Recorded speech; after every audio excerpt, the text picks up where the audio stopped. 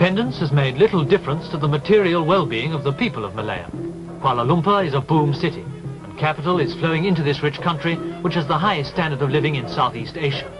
New banks, new hotels, modern office blocks are the outward signs of an expanding economy. Many Singapore businessmen have moved their headquarters to Malaya to take advantage of the stability and opportunities which lie in the Federation. But only a few years ago, the communists were ambushing and burning lorries on roads like these. In these caves overlooking Kuala Lumpur, they had their hideouts.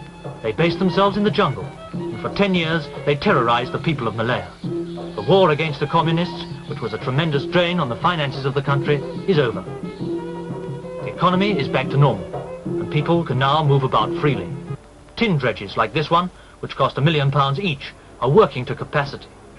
Malaya is the biggest producer of tin in the world, and more than half the industry's capital comes from abroad. The dredge pulls itself around an artificial lake, and to get to it, you have to go by flat-bottomed boat. It's a simple process. The dredge scoops up the rich tin-bearing mud in an endless belt of buckets, and then the tin ore is separated from the mud by washing. About 10,000 people work on dredges like these.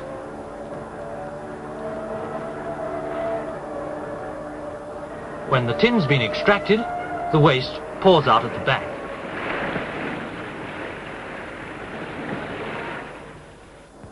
The tin ore is collected in rubber buckets and taken ashore to be smelted into ingots. In these buckets, a third of the world's tin is collected. Malaya's other great asset is rubber. The government has introduced a vigorous replanting scheme to keep its lead in world markets. There are 3¾ million acres of Malaya looking just like this. During the emergency, the communists slashed many trees and burned down rubber factories. But here again, life is back to normal. Every morning, the estate workers go out to tap the trees and collect the latex which drips into special cups. Over 250,000 people are employed in the rubber industry. Without it, Malaya would be a comparatively poor country. But today, it's comparatively rich. Its multiracial population seem to get on well together. In fact, Malaya is a unique example of a country where 3 races live together in peace. Nigel Ryan asked the Tunku what was the secret of this harmony. Well, there is no secret at all. All these races, or at least most of them, have been in this country for generations and generations. And all these past generation history tells us that there have been never any bitterness between one race as against another. And therefore, when we got independence, all these 3 races knew that they got to make a home of this country, and if they got to make a home of this country, it's their duty to live with one another at peace and in the best goodwill, and that is what's happening today. Do you think there's any danger of the balance being upset by, for example, the influx of Chinese from Singapore? I don't give much thought to racial issue. My main concern is the greater danger is the communist aggression, communist menace. That is the greater danger than just this racial issue.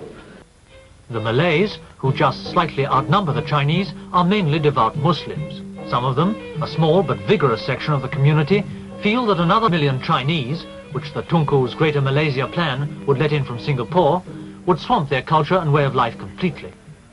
The Chinese already control much of the economy of the country, and there's a gulf between them and the Malays. This woman, like all Chinese, loves pork. To the Malays, pork is unclean and nauseating. Although the Chinese have a higher standard of living than the Malays, they can claim that they're discriminated against. In the civil service, the Malays have a built-in safeguard which keeps them in the majority by 4 to 1. Nigel Ryan went to see the Malay leader of the Socialist Front opposition, Che Ishak, who lost his seat in the last election. He was imprisoned as a Malay nationalist by the British after the war. Che Ishak's constructive ideas for socialising Malaya seemed vague, but he did tell Nigel Ryan what he and his party thought about the Tunku's Malaysian project.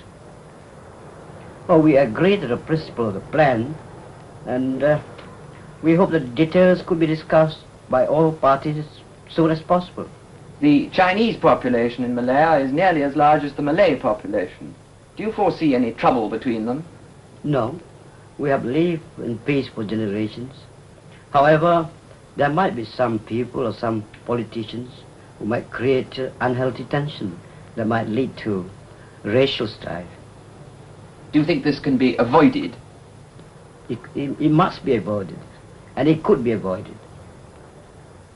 A powerful voice in the land is the National Union of Plantation Workers, the largest union in Malaya. Its president is a Malayan of Indian descent, Mr. P.P. Narayana. Nigel Ryan asked him what changes, if any, he would like to see in Malaya. We have now got political independence, but if the political independence should have any meaning, then we must also have economic independence. And towards that end, naturally, the ordinary working people would like to have better wages, better working conditions, greater opportunities to send children to school, facilities for further education in places like the University of Malaya. Indians in Malaya are in a minority, and they'll be in a greater minority in Malaysia. Do you feel there's any danger of their being swamped by Malays and Chinese? You see, this is complete nonsense to discuss about Indians, Chinese and Malays after 1957. When, say for example, a Malayan of Indian origin goes to Sweden and makes a speech, Nehru cannot have any claim over that man. He is no more an Indian, he is a Malayan. And it is a stupid way of looking at things. We are molding a nation of our own. No doubt we know that there is different cultures that has gone to make this nation.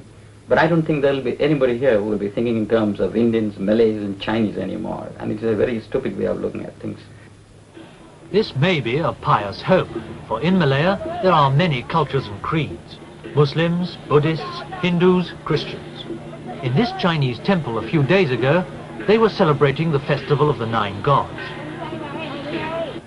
These people believe that the gods will protect them in the coming year, and the ceremony is designed to propitiate the gods and invoke their blessing.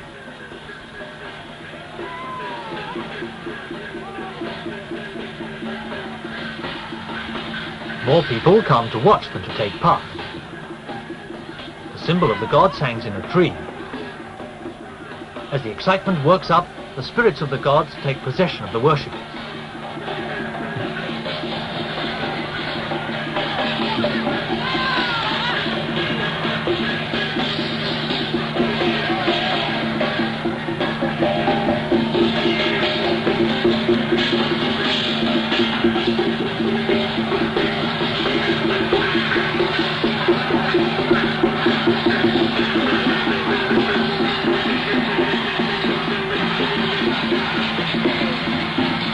When they are in a trance, these people mutilate themselves, but one of the mysteries of the ceremony is that no marks are visible afterwards.